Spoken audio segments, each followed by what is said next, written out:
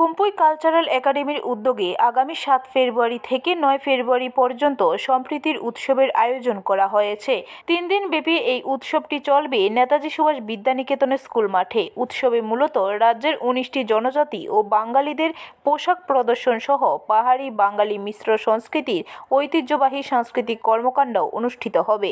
এছাড়াও মেলায় থাকবে পাহাড়ি বাঙালির পোশাকের স্টল ও বিভিন্ন ধরনের ফুড স্টল। তাছাড়া উত্তর পূর্বাঞ্চলের রাজ্যগুলিরও ট্রেডিশনাল পোশাক প্রদর্শনী দেখা যাবে মেলা প্রাঙ্গণে। বুধবার আগরতলা প্রেস ক্লাবে এক সাংবাদিক সম্মেলনে এই কথা জানান খুমপুই কালচারাল একাডেমি সম্পাদিকা পাঞ্চালী দেববর্মা।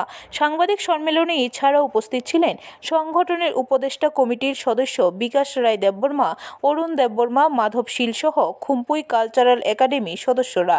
3 দিনব্যাপী এই সাংস্কৃতিক অনুষ্ঠান ও ট্রেডিশনাল পোশাক প্রদর্শনীতে সকল অংশের সাংস্কৃতিক প্রেমী মানুষের উপস্থিতি একান্তভাবে কামনা করেন সংগঠনের সম্পাদিকা তথা বিশিষ্ট সঙ্গীত শিল্পী পাঞ্চালী দেববর্মা।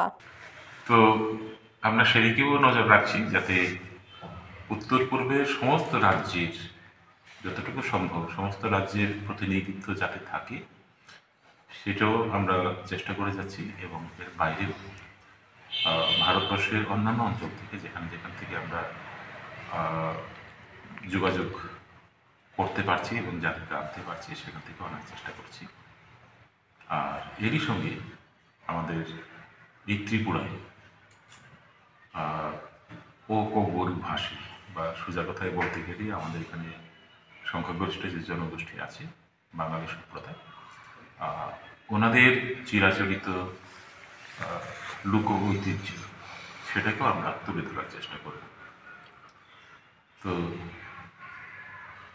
মুদ্রা কথা এটাই যে আমরা চাই ত্রিপুরার নবীন প্রজন্মের।